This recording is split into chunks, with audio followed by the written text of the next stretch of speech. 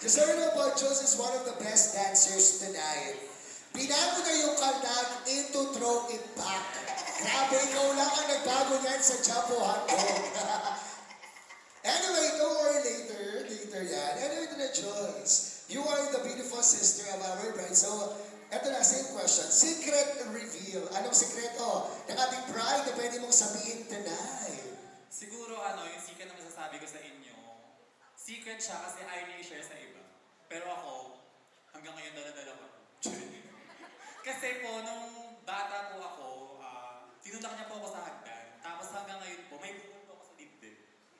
Na pag kunwari, pag nagkasandog, pag nag-fitted, talagang nakalabas talaga siya. So, nahihiya ako, pero siya wala siyang pakialam. Siguro yun yung secret kasi ayaw niya sabihin sa iba eh, pero dala-dala ko to. Okay, nung kabataan pa rin ng ating bride, ay mapanakit siya. At least alam niyo na po mga kayo, pero nagbago naman yung ata ngayon.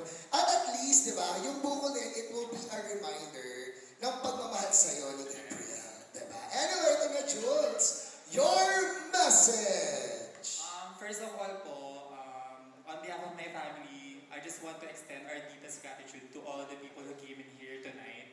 Alam po natin na it's a busy Monday, pero still, you guys chose to be with us and celebrate the wedding of my beautiful sister and my brother-in-law.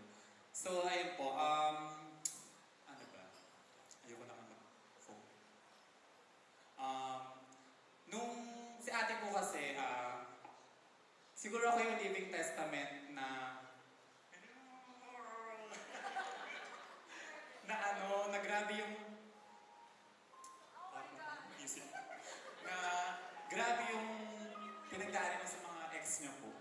Sana wala mong mga kamag-anak yung ex niya dito.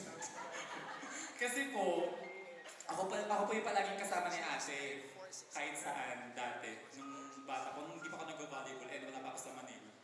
So, ayun po. Every time po kasi na magkaka-jowa siya, although dalawa lang naman yung nag-ex niya, pero pinakalala niya kasi sa amin yun, sa family namin. Ako palagi yung yung parang biggest critique niya sa jowa niya. Kasi, yun nga, parang, ang bilis ko kasi makakilapis ng tao, and alam ko na, na from the start pa lang, there's something wrong na.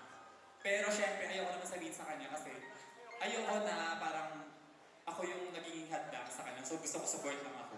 So, ang nakakausap ko po palagi si Mami. Kasi si Mami, ganyan din. Tapos sa akin siya mag-rant na parang, Uy, alam ba kasi nakita ko din yan.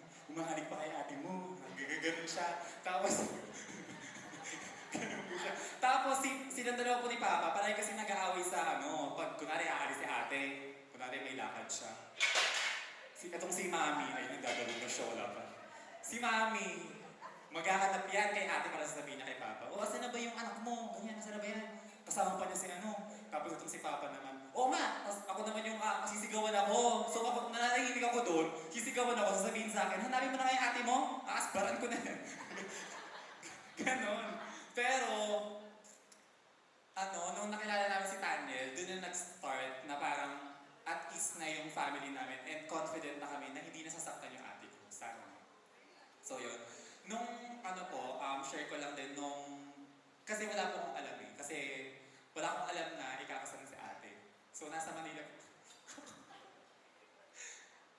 Nasa Manila po kasi ako noon and half of my life, 11 years na po ako nag-volleyball and syempre, hindi ko sila madalas kasama.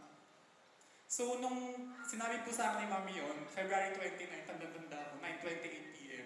Chinat niya ako sa messenger, sabi niya sa akin, Bunso, kamusta ka? Ganun, alam mo ba na mag-aasawa na yung ate mo? So, nung nalaman ko po yun, hindi po ako nag-reply agad. Kasi alam mo yung parang nalungkot ako, ganun, kasi parang feeling ko na konti pa lang yung time talaga nung kasama kami, ganun. Tapos, kasi ang pinakamamiss ko po kasi po sa Manila po kasi, sobrang, parang careful ako sa bawat galaw ko kasi syempre, ako lang naman yung mag-isa ako doon, independent. Kailangan maging independent ako kasi wala namang magsasabi sa akin ng bawal, wala magsasabi sa akin ng mali. Pero pag dito ako sa Bulacan kasi, sobrang carefree ko na lahat nagagawa ko po. Pero si ate po palagi yung nagtatama sa akin. So siguro yun yung pinaka-miss ko. And naalala ko nung sinabi ko kay Mami, parang nag-rant ako kay Mami. Tapos alam ko po, nabasa ni ate yun. Sinabi po kasi sa akin ni Mami, nabasa ni ate yung message ko. So alam ko po na parang syempre, nagalit siya sa akin, ganun. Kasi bakit ganun?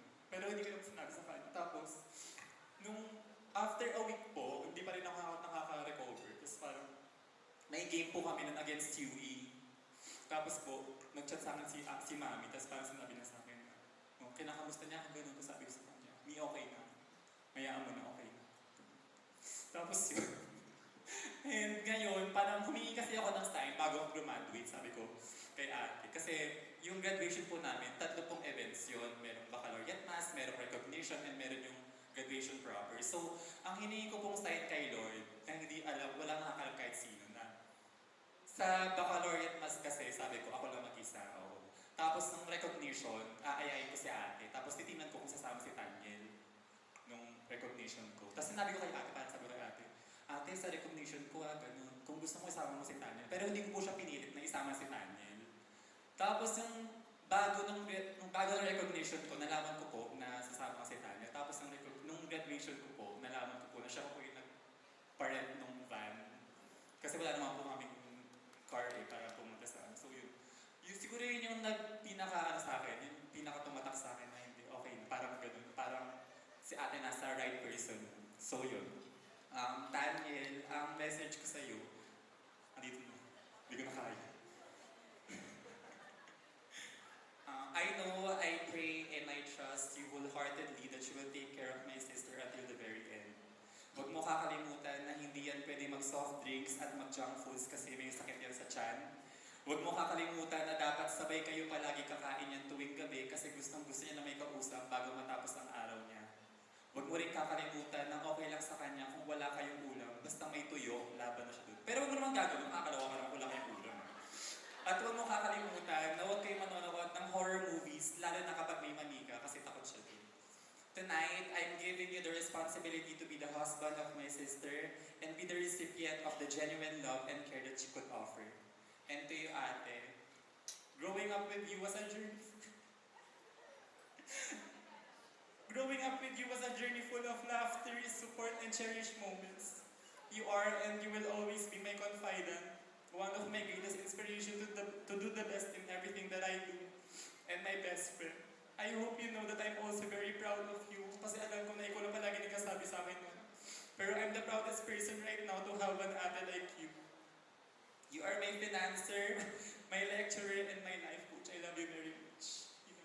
Isang malakas na palpak for Jules Carlo de Jesus with a wonderful